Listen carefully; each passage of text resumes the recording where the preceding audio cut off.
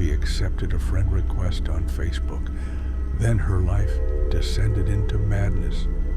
In 2018, Emma, a bright and independent graphic designer, thought she was simply reconnecting with an old acquaintance when a seemingly harmless friend request on Facebook would shatter her sense of security and plunge her into a digital nightmare. One crisp autumn evening, Emma logged into Facebook, only to find a new friend request from someone named Ethan. His profile was polished and appealing, filled with scenic travel photos, positive quotes, and a list of mutual friends that lent him an air of legitimacy. Intrigued by the connection and eager for some friendly banter, Emma accepted the request without a second thought. At first, Ethan's messages were innocuous. Friendly greetings, compliments on her recent artwork, and light conversation about shared interests. However, beneath the veneer of charm lay something much darker. As days passed, Ethan's tone grew unsettlingly personal. He began referencing details about Emma's daily routines that she had never disclosed online. His messages evolved from casual greetings to unnerving statements. "I know you always grab your latte at that cozy cafe on 5th around 8 a.m. Your post about your evening walk didn't fool me. I saw you near the park." Emma's initial surprise turned to discomfort. How could someone she'd only met virtually know such intimate details? Despite her rising anxiety, she attempted to brush it off as an overactive imagination. But then the terror escalated. Late one evening, as Emma scrolled through her notifications in her dimly lit apartment, a chilling realization struck her. Her Facebook feed was now peppered with cryptic posts that seemed to echo Ethan's words.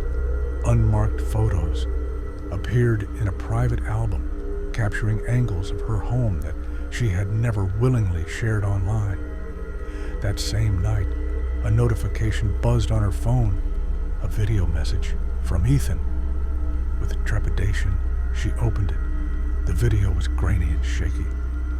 In it, the silhouette of a man lurked outside her window, his eyes glinting in the darkness as he circled her house. The video ended abruptly with a slow, deliberate knock on her door that sent shivers down her spine. The night of the disturbing package. The following day, Emma's doorbell rang.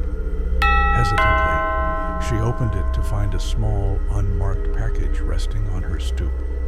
Inside was a doll, disturbingly fashioned to resemble her, complete with a lock of hair and a handwritten note that read, "I see you."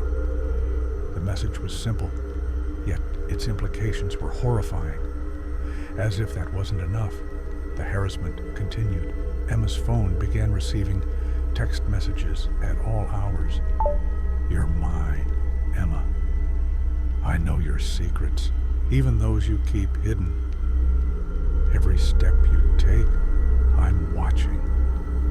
Her days turned into a blur of anxiety, sleepless nights, and mounting dread. Emma's once safe home became a prison of terror.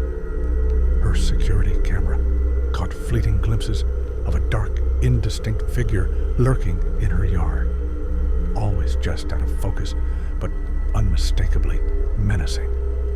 At work, she sensed eyes upon her, and every time she checked her phone, a new message appeared that confirmed her worst fears. Desperate for answers, Emma scoured online forums and found that she wasn't alone. Other victims recounted similar experiences. Anonymous friend requests, uncanny messages, and inexplicable sightings. Rumors began to surface of a network of online stalkers, using fake profiles to prey on unsuspecting individuals, and Ethan seemed to be at the center of it all. Emma's once safe home became a prison of terror. Her security camera caught fleeting glimpses of a dark, indistinct figure lurking in her yard, always just out of focus, but unmistakably menacing. At work, she sensed eyes upon her, and every time she checked her phone, a new message appeared that confirmed her worst fears. Desperate for answers, Emma scoured online forums and found that she wasn't alone. Other victims recounted similar experiences. Anonymous friend requests, uncanny messages, and inexplicable sightings.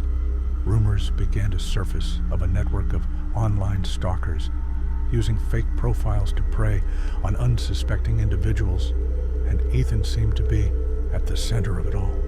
Shaken to her core, Emma reached out to Dr. Marcus, a renowned digital security expert known for his work in exposing cyber predators in the underground community.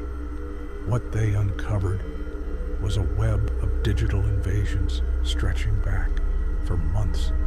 Ethan's network had been systematically tracking every detail of his victims' lives, leaving a trail of digital footprints that reeked of calculated malice.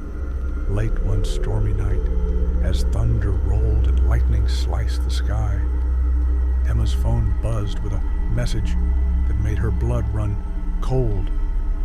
"I see you, always watching, never forgotten." The ominous declaration echoed in her mind like a death knell, amplifying the suffocating sense of doom that now defined her every moment.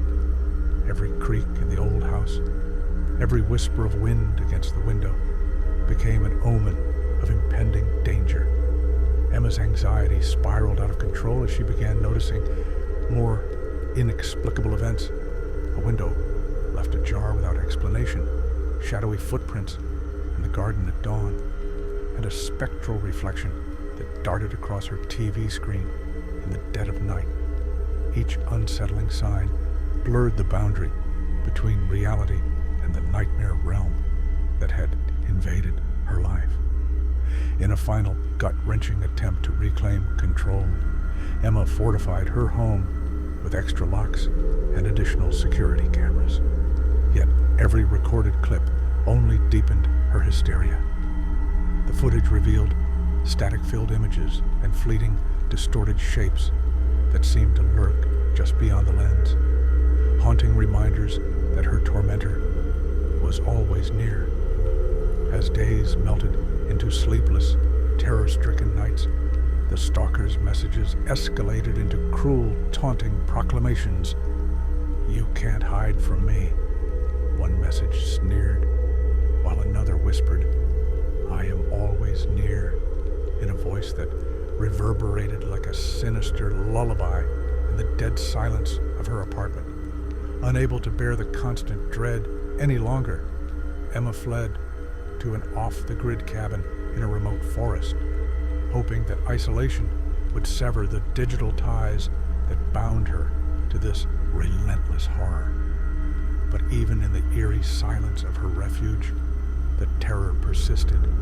The rustling of leaves, the creaking of old wood, and the howl of the wind merged with the chilling echo of her own fears, creating a symphony of despair that haunted every minute of her solitude. Emma's ordeal stands as a stark reminder that in today's hyper-connected world, the boundary between the digital and the real is fragile, and sometimes the shadows cast by our online lives can transform